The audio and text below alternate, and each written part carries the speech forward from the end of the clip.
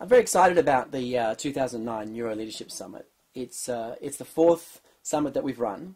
Learned a tremendous amount from each summit and applied that to the next event. And really this event is at a whole other level to what happened in New York. And we think New York was pretty profound for a lot of people, as we've been told. So the event this year has a theme, and the theme is toward integration. And so we're looking at integrating the neuroscience with leadership development a lot more. And also talking a lot about how you create an integrated brain and how you create an integrated organization and perhaps even society as well. The summit opens with Daniel Siegel, Dr. Daniel Siegel, who's a best-selling author of The Developing Mind, The Mindful Brain, other books. Very important researcher in the area of mindfulness. And he's actually going to talk about how mindfulness helps to create an integrated brain, how mindfulness kind of creates a type of integration in the brain, which we think is very important. On day two, we open with Werner Erhard, who's one of the founding fathers of the whole concept of transformation. And he's going to be talking with some neuroscientists about how language helps to shape the world. And his view on that, we'll have neuroscientists talking about that. And that's a great example of what I mean by integration, kind of taking change theory and looking at it from neuroscience perspective and vice versa.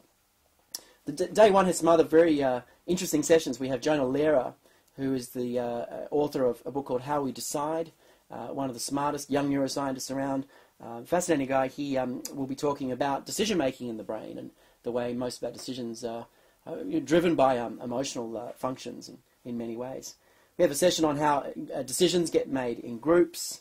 And we have Warren Bennis with us, one of the greats, or another one of the greats of leadership development. And he's going to be sharing his perspective on what leaders today need to be thinking about. We also on day one have some salon sessions after dinner, optional sessions for people who would like to kind of think about the implications of the science a bit more. They're not so much new presentations of science, they're kind of philosophical sessions to kind of sit back and explore the ideas at a high level. We have a session on neuroscience and spirituality, a session on the fifth revolution as well, which looks at the kind of ethical and social and personal implications of the neuroscience research. Day two, we have some fabulous sessions. We have a session on the brain's braking system by one of the founding fathers of social cognitive neuroscience, Matthew Liebman. We have Naomi Eisenberger talking about new findings on the social brain, which I think is very important. We have Marco Iacoboni, one of the major mirror neuron researchers, presenting his findings on how we come to know each other and kind of how empathy works and how we know each other directly. We have Dr. Yuan Tang, one of the senior neuroscientists worldwide, a Chinese neuroscientist, talking about the neuroscience of flow. And there's a whole session on the neuroscience of engagement.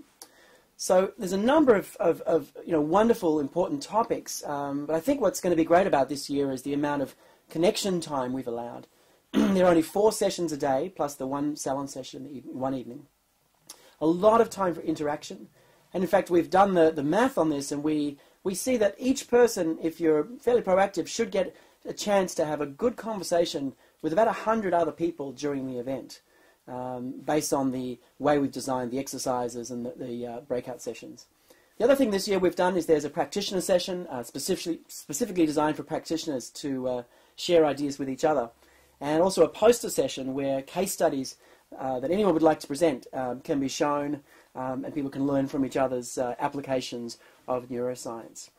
So I'm really excited about this year's summit. We have some fantastic presenters and ideas, but most of all, the people that are coming so far from about 17 different countries.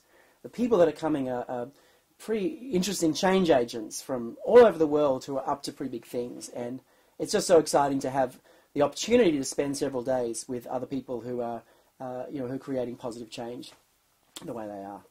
Hope you can make it along.